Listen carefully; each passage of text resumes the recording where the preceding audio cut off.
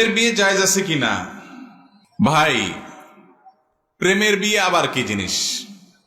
শরীয়তে বিয়ের জন্য অভিভাবকদের মাধ্যমে নিজেরা বিভিন্নভাবে যাচাই বাছাই করে ভালো জীবনসঙ্গী নির্বাচন করে বিয়ে শাদী করে ফেলবেন। বিয়ে শাদীর জন্য আগে ট্রায়াল বলতে কিচ্ছু নাই। ট্রায়াল, আগে ট্রায়াল দিয়া এরপর বিয়ে শাদীতে গেলেন। এগুলো কখনো আমাদের সংসারকে সুখী করতে হারামে আল্লাহ তাআলা আরাম রাখেন নাই। ভাই, বিয়ের আগে আপনি যারা বিয়ে করবেন চিন্তা করছেন, এর সাথে ইটিস পিটিস করে আকাম কুকাম করে মোবাইলে, ফেসবুকে, মেসেঞ্জারে, এরপরে আরে বিয়ে করলেন। অনেকে আবার প্রশ্ন করে যে বিয়ের নিয়তে করলে বোধহয় জায়েজ আছে। কারণ এখন বাটপারি এত বেশি হয়েছে যে বিয়ের নিয়ত নাই, হুদাহুদি মিশামিশি বিয়ের কথা বলে, আসলে বিয়ের কোনো মতলব নাই। তো এই 2 নম্বরের যুগে নিজের সে ফেরেশতা মনে করে যে আমার তো মতলব খারাপ না, আমি তো বিয়েই করার চিন্তা করছি। তো এরকম নিয়তেও কি হবে না, জায়েজ হবে। যারা মনে করেন যে বিয়ের নিয়তে বোধহয় বিয়ের আগে হারাম সম্পর্ক করলে, রিলেশন করলে, এটার নাম দিছে প্রেম। কিসের প্রেম? প্রেম তো হলো বিয়ের পরে স্বামী স্ত্রীর সাথে যেটা হয়, ওইটার নাম কি? এটা হলো 2 নম্বরই। এটা যদি প্রেম হয় তাহলে 2 নম্বরই কারে বলে?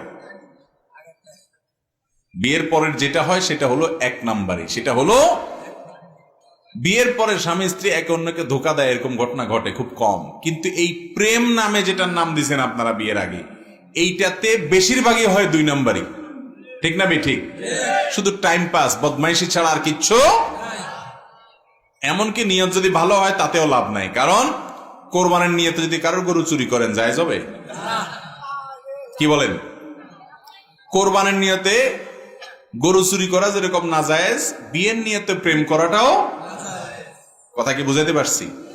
বিয়ের আগে স্বামী স্ত্রীর মানে একটা বেগানা পুরুষ একটা বেগানা মেয়ে সম্পর্ক রাখতে, ঘরে ঘরে যুবকরা যে রোগে আক্রান্ত, ঘরে ঘরে এমন যুবক পাওয়া যায় না যার জীবনে 2-4টা এরকম আকাম কুকাম করেনি। ঠিক না ঠিক?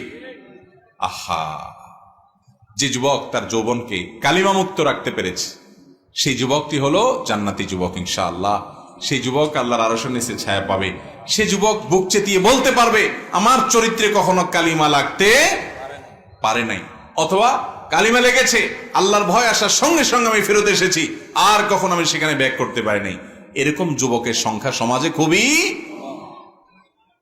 তলে তলে তলে তলে তলে তলে এই তথাকথিত প্রেমের রোগে আক্রান্ত। আল্লাহ তাআলা আমাদের যুবক ভাইদেরকে হেফাজত থাকার তৌফিক দান করুন। ভালোবাসা সব জমায় রাখেন যুবকরা। কার জন্য? বইয়ের জন্য। বইয়ের জন্য অজাগায় কুজাগায় প্রেম টেম নাম দিয়া ভালোবাসা খরচ করা, ওই জায়গা মতে খরচ যখন করতে যাবেন তখন দেখবেন ভালোবাসা আতায় আর পাইতেছেন না, টান পড়ে গেছে। সফট ড্রিঙ্কসের জাঁজের মতো এটা। সফট ড্রিঙ্কস এটা যখন খুলে ফেলবেন, গ্লাসে ডালবেন, খাবেন, ব্যবহার করবেন, এরপরে মুখ আটকাইলে ওই আগের জাঁজ আর থাকবে না। এই ভালোবাসা আল্লাহ যা দিছে এটা সব জমায়েতন কার জন্য? ওই বৈধ স্ত্রীর জন্য। ওইটাই হলো আসল ভালোবাসা। আর আগের যেগুলা, এগুলা মেয়েদের বাদাম খাওয়া, চাইনিজ খাওয়ার বুদ্ধি, আর পুরুষদের ছেলেগুলার আকাম কুকাম করার বুদ্ধি। নাম দিছে প্রেম। নাম দিছে কি? প্রেম। এটা হলো ছলনার অপর নাম।